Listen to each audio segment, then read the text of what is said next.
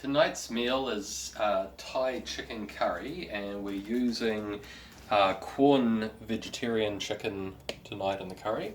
For anybody who hasn't seen it yet, I have done a previous video on how to make your own homemade Thai curry paste, and that's what we're going to be using tonight.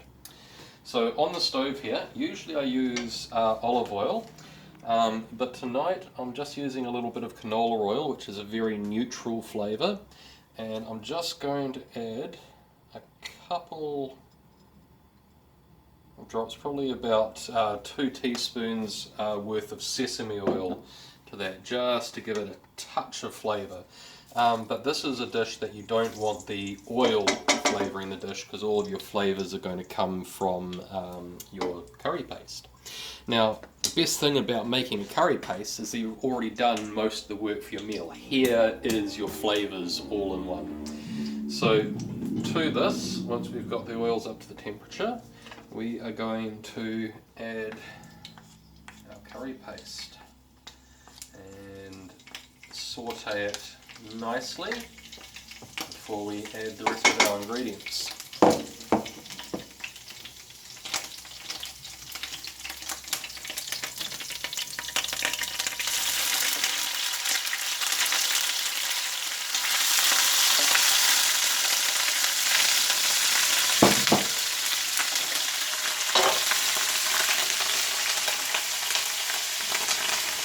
If you ever have an issue like that, if it's just spattering a little bit too much, just take it off the heat for a second and let it settle down while you get the rest of it in.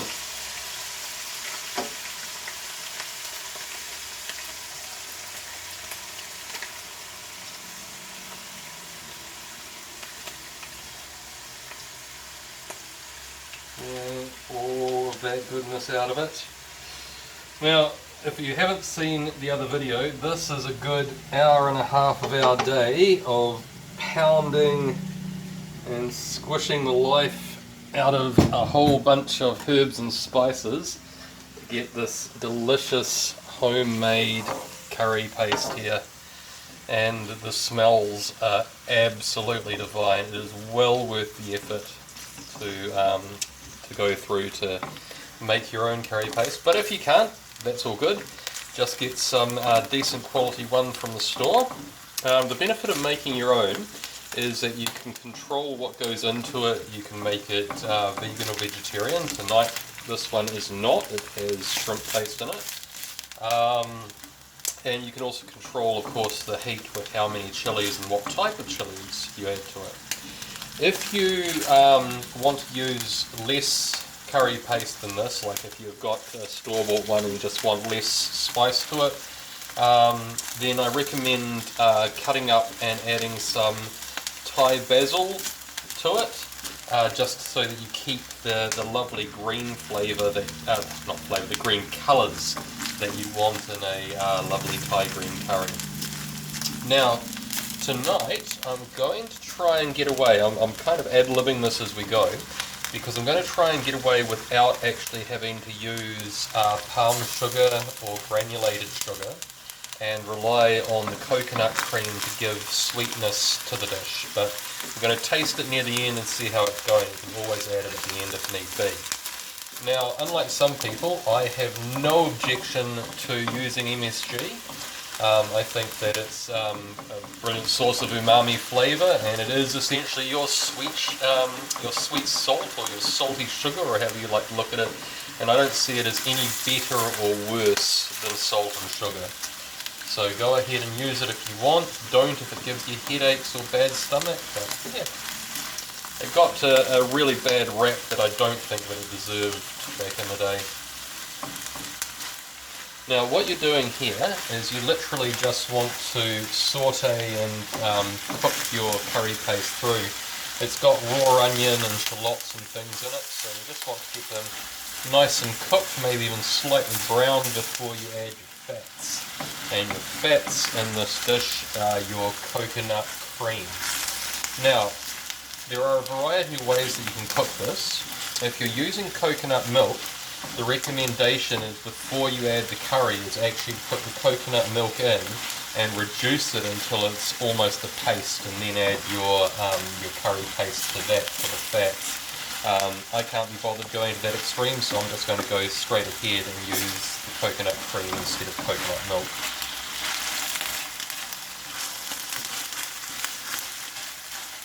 Oh my god, the smells coming off this oh my gosh, that's so good. So good. It is also attacking me, I'll let you know, it's spattering up and getting my hand, but this is all part of the fun of cooking.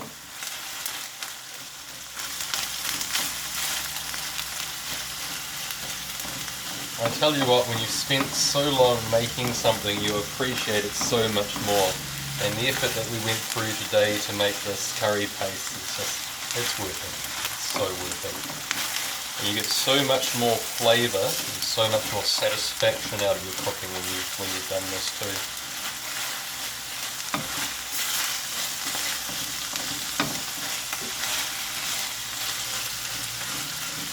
Alright, that's getting close.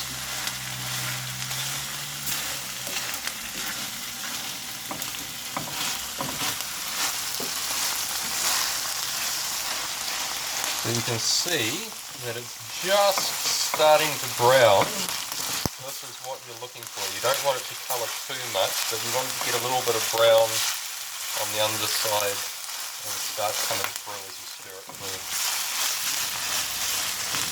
Alright, I think that's looking good. So as I said, we're using for the sweetness, I'm using 2 tins of coconut cream tonight. We're going to go ahead and add the first one now, just the one for the moment, and we're going to want to stir this through and get it all combining. Now I believe that coconut milk or coconut cream to the Thai curry is actually a relatively recent addition to the Thai curry recipes. It would have been done with stock or water in the past, but the fats in the coconut milk or the coconut cream just go so perfectly. And by the way, look at this. You don't get this from a store-bought curry paste. You don't get all of this richness, this grittiness, and the flecks going through it. It is, oh, can't explain how much better it is. Right, so you just want to return this to a quick simmer before we get on with the next stage.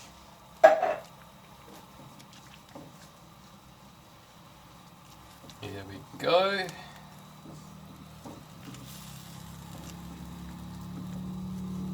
Yeah, that's goodness right there. Okay, now as I said, we're not adding, we're going to try and avoid adding sugar to this. So one of the things that I'm doing for the sweetness and also a little bit of colour is I'm adding a few stems of saffron. And what we have here is some more kaffir lime leaves that we've just ripped up by hand into small pieces. Now this is a really beautiful herb and goes absolutely perfectly in Thai curries.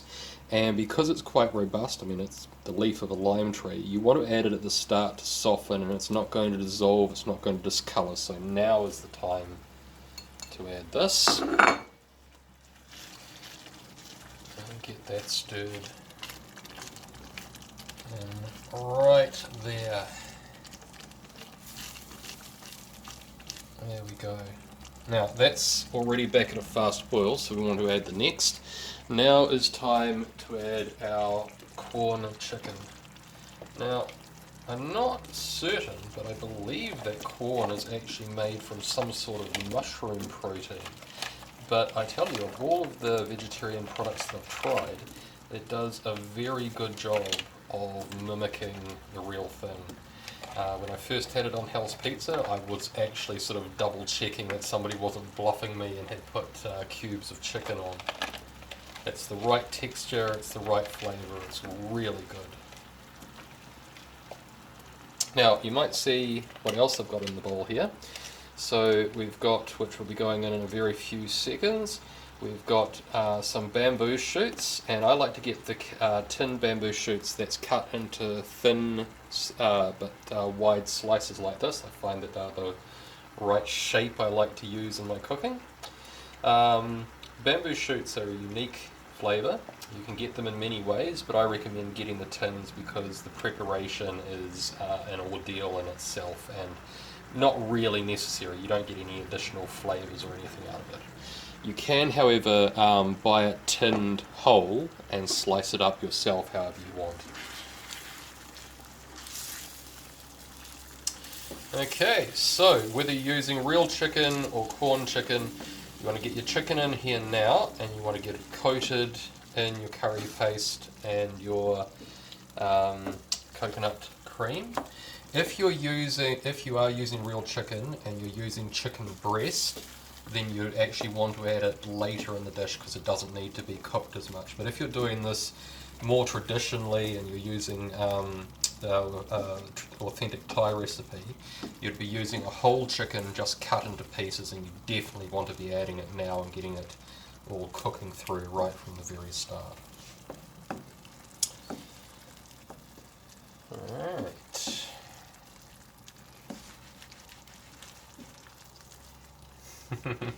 I'm getting approving looks from the camera person right here. The smells, as I said, are gorgeous in the kitchen at the moment.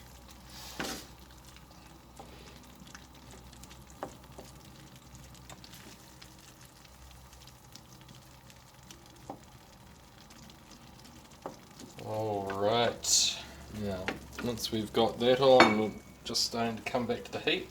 Now these, this is the first time I've ever used these, but these look really interesting.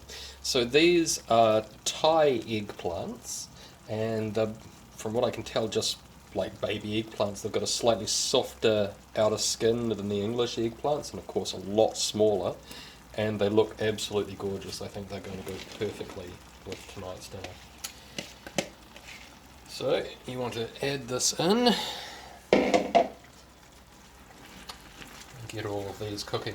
Now the other thing that I've been told about the Thai eggplants is that they're very, very good at absorbing all of the curry flavours, that they're not too much by themselves, but in a dish they really absorb whatever flavours you throw at them. So this is what I'm hoping for with tonight's meal.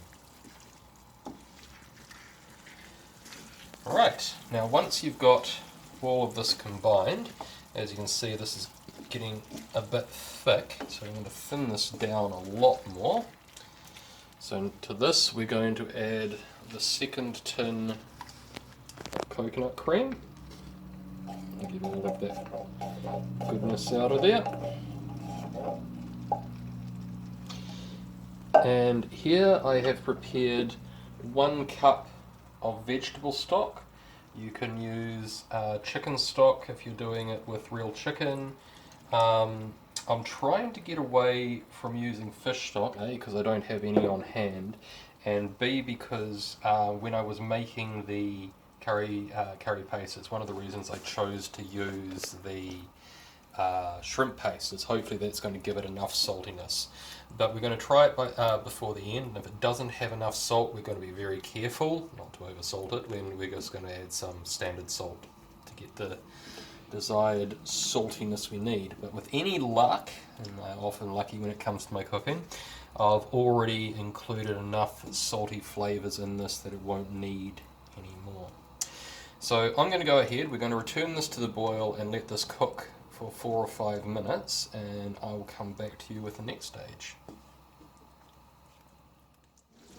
So it's been a good 5, maybe 10 minutes that this has been at a quick boil away, and it's time to add the rest of our ingredients. And this is also a good time to put your rice on to boil if you want to have rice with it. I've chosen to pair this with some fragrant jasmine rice. You can use basmati or brown basmati or whatever you want, plain white rice if you feel like it. Whatever you choose, you can eat it by itself if you want to. Now what we're going to add to this last, we're going to use some capsicum for colour. You can use some, I think they're called spike peppers as well, but I prefer capsicum because there's already quite a bit of heat in this. Pairing this with some shiitake mushrooms because I love how rubbery and chewy that they are, and some snow peas which I've just topped and tailed and cut on a diagonal just for a bit of shape and colour. So we're going to go ahead and just put all of these into our dish now. I'm going to stir these through, return them to a bit of a bubble, and cook these through for about another 5 or 10 minutes, pretty much exactly as long as it's going to take for our rice to be ready. And then we're practically done. I'm going to add a little bit of herbs to this, check the sauce for saltiness and flavour and make sure it's all good, and that's all there is to it. So we'll be back with you in about another 5 minutes when this is ready to go, to show you what it looks like and show you how to plate it up. With the rice cooked and fluffed and just sitting there doing its last minute thing before we dish it up, now's the time to put the final touches on the dish. So this has been cooking and simmering away for about another 5 or 10 minutes, give or take, and everything is cooked to perfection. So you can see the mushroom is just a little bit soft, the snow peas are still crisp, and the capsicum is still bright and red. There's a little bit of separation in the liquids as the fats have come out of the coconut milk, but that's fine, that's absolutely to be expected. Now I will let you know that off camera I've added another cup of vegetable stock as it was drying out. You don't want to just add hot water like I do with most of my other dishes to this. You want to keep the flavours up, so that's why I've added stock instead of just straight water. So this is just about ready, and the last touch we're going to do is I've just chopped up a little bit of extra coriander here. Now ideally we'd be using Thai basil, but as we haven't been able to source any at the moment, a little bit of extra coriander just for the greenness and the colour and the extra herbiness on top, like so. Turn the heat off now, and this is your Thai green curry, Thai chicken curry with fake chicken, as I like to call it, already complete. Now, traditionally, this would be served as a group meal, so you'd dish the curry up into large bowls, or even one large bowl in the centre, and you'd serve everybody up their own plate of rice, and they'd take scoops from the centre onto the rice and eat it like that. But as we're heathens here in New Zealand, we're going to dish them into individual bowls with their own rice. I'll come back in a few seconds and show you what they look like. Oh. So after an afternoon of fun and prep, we finally have the reward here. Thai chicken curry on rice. It smells and looks delicious, and I can't wait to dig in. You've got to try this recipe at home. Bon appetit.